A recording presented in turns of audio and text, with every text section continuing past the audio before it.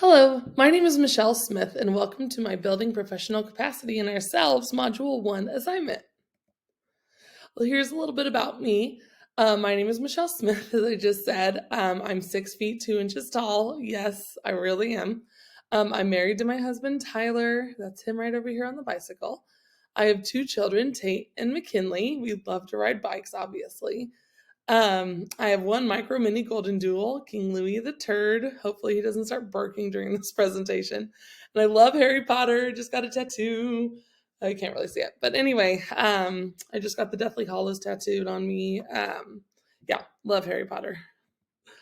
I teach 8th and ninth grade English in a rural school in Richmond, Kansas. It's called Central Heights. I've taught for 11 years now, and I have loved every single second of it. I have two class pet rats, George and Lenny. They're a lot bigger than that now. Those are little tiny babies. And they're just getting ready to turn 1 on November 1st. So yay, happy birthday to them. They're my little ratsy rats, and I teach. So it's a K through 12 school. We even have the bus barn in the building and district office and everything. So my kiddos, they both go to school out there. And it's awesome to be able to teach in the same building as my own kiddos. All right, let's jump into this. So I did my own little view on a table. So my characteristics identified in research, I kind of found characteristics as I went along and I bolded them. So one of the top things that I found was one thing that I've seen in common among them all is passion. And Baldanza, I think that's how you say it, was talking about characteristics in principles, great principles. And so one thing that they have seen in common is that they all have passion. And I feel like I have an extreme amount of passion, especially for education. So I definitely think this is one of my strengths. Another thing that Driscoll pointed out was they need to be confident and approachable. Even this is your first principalship, as like we're all kind of meandering our way through to our first principalship. Confident and approachable. And so I feel like this might be a weakness of mine, not necessarily approachable. Some people might be intimidated just because I'm 6'2" and they've never seen a 6'2" woman before. But confident, like that is going to be one of my things that I need to really work on, just my confidence and knowing that what I'm doing is with the best of intentions and a great heart, and being confident in that. And so this is a capacity where I could definitely improve on that. So leadership capacity, here's the definition I came up with. Using a person's ability to lead others effectively, both through natural and learned capacities. So this needs to be long-term, and immediate capacities are also important. So leadership capacity isn't just like one size fits all, this is it. So like the word capacity in and of itself just means like the ability to. And so your ability to have leadership and the amount of leadership that you have, so being effective in doing those kinds of things and, knowing your crowd. So if you are going to be effective with a specific school in rural Kansas, well, those skills might not necessarily look the same as if I was going to go to Lawrence, Kansas, and try to lead there. The teachers, the staff, the students are all going to need different things. And so just having the capacity to recognize that and, have immediate responses to that, but then also having long-term responses to that, and really like playing to both of those. And so leadership capacity isn't just one thing and that's it. It's just the ability to have leadership and what it looks like in all these different situations.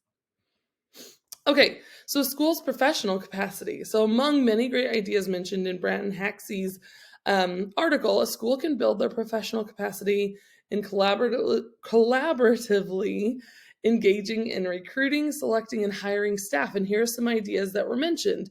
I made those into a little table. Reach out and be proactive, create mentorships and partnerships programs. That's something, and I noticed a few other people kind of mentioned it. That's something that we don't have at our school. We have mentorships, but that's only because the state of Kansas requires new teachers to have mentorships. But I feel like that needs to be an ongoing process that doesn't just stop after your first or second year of teaching. We should be mentoring each other all the time. There's something that everybody can learn from different situations.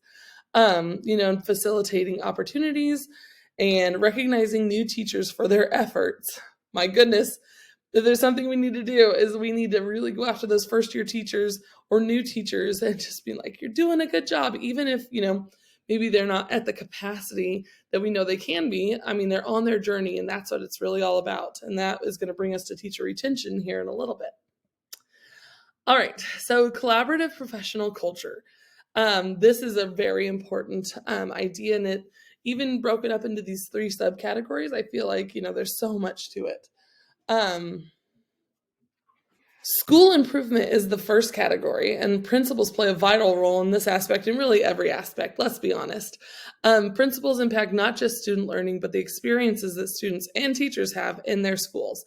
And so, that quote could really go for all of these as well.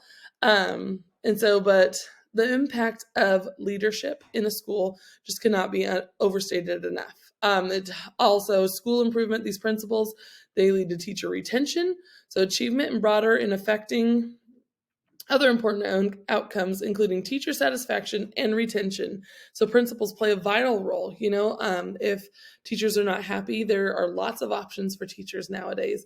And so principals need to recognize that. They need to value their teachers, and they need to just be in a constant state of school improvement to ensure that teachers are happy being there. They feel supported. It's not all about happiness, but it does have a lot to do with it. And I feel like happy teachers are more effective teachers. So success and well-being of each adult and student in the school, not just focusing on teachers, but also the para support staff and just every single staff member that we have in our school.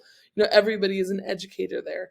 So, I found that quote from Haddon. I feel like it's a really important quote to analyze, but also just to, use common sense when it comes to these things and ensure that everybody feels valued. Everybody has a role.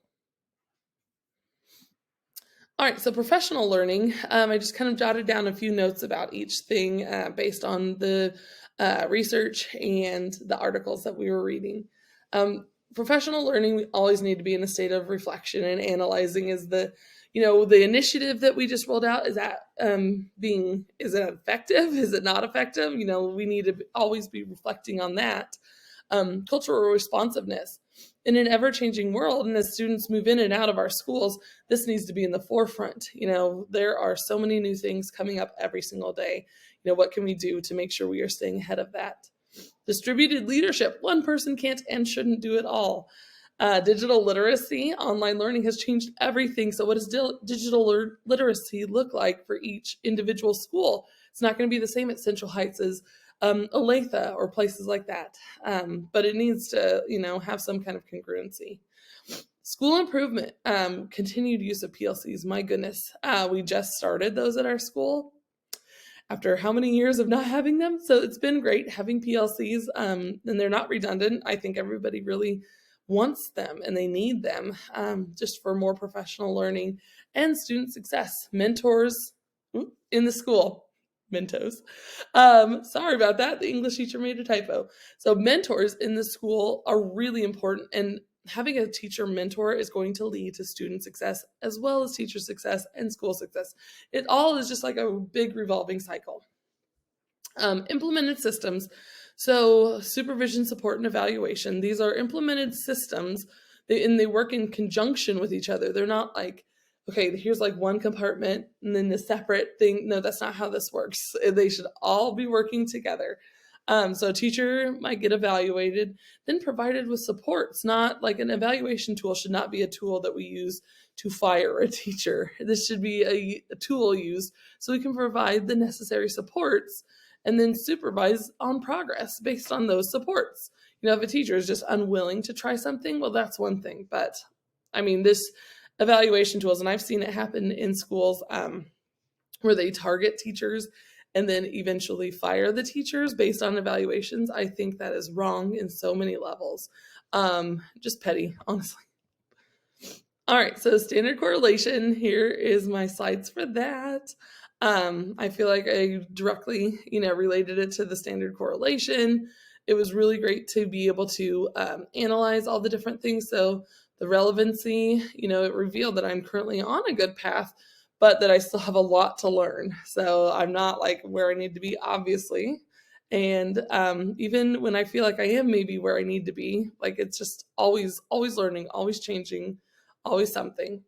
And then reflection, we just always need to remember these things and how they work together. It's not separate. It's not like one categorized thing. These are things that we always need to be working together. So, and here are my thousands of resources.